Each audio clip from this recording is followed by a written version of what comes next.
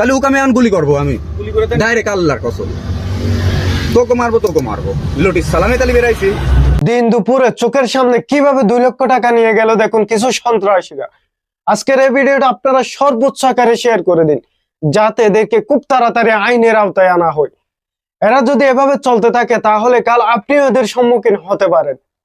এটা কোনো নাটকের ভিডিও নয়, এটা কোনো সিনেমার ভিডিও নয়, এটা কোনো ফেক ভিডিও নয়, এটা রিয়েলিটি। এদেশে আমাদের জন্ম, এদেশে আমরা বসবাস করি, কিন্তু আমরা স্বাধীনভাবে চলতে পারি না। বারবার আমাদের ডাকাতের সম্মুখীন হতে হয়। কবে থামবে এসব? কবে শেষ হবে এসব?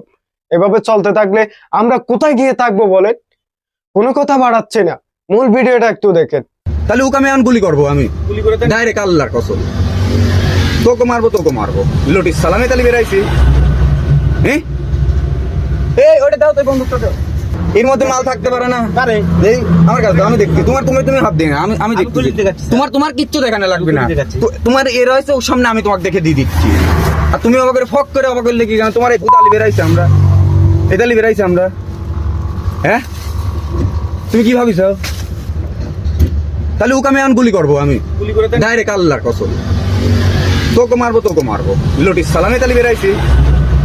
হ্যাঁ এই ওটা দাও, তো বন্দুকটা দাও।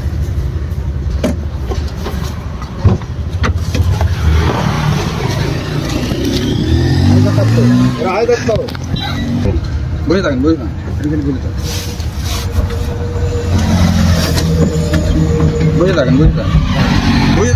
হ্যাঁ লেট। ও ঠিক আছে, আপনি ক্যামেরা দিয়ে ভয় করতেছেন? না ভয় করি। তো তাহলে আপনি ওইভাবে পিছনে কত কি তো ওইভাবেই তো নিয়ে যায়। তাহলে আপনি আগেই ভয় করতেন, ওরে না, দুটা দিয়ে দিলাম না, ওরে কোনো ভয় করবো না, ভয় কিসের? ধরেন তাহলে। হ্যাঁ, আপনি আমাকে চেক করবেন, সমস্যা কি দেন? তাহলে আপনি তো ভয় করতেছেন কি নামে? আপনি কি ভাবিছেন দেন। আমারে এর মধ্যেও তো এবার ইয়ে আবার আনে না? হ্যাঁ হ্যাঁ হ্যাঁ লেট। তো তাহলে আপনি আগেই ভয় করতেছেন। ওর মধ্যে তাহলে কি আছে? পাকনা সুদা বেশি। না পাকেন ওর মধ্যে কি তুমি অবাক পাকাই নি, স্যার। আমাকে এতক্ষণ পর্যন্ত আপনারা আমার সাথে থাকার জন্য আপনাদেরকে অসংখ্য ধন্যবাদ। কিন্তু আপনারা তো দেখেছেন একজন ড্রাইভারের কাছ থেকে কিছু সন্ত্রাসীরা এসে অস্ত্রের ভয় দেখিয়ে, মৃত্যুর ভয় দেখিয়ে টাকাগুলো হাতিয়ে নিলেন। জানা গেছে সেখানে নাকি 2 লক্ষ টাকা ছিল। যখন টাকাগুলো দিতে চাইছিল না, তখন তাকে নানাভাবে গালিগালাজ করতেছে, মৃত্যুর ভয় দেখাচ্ছে।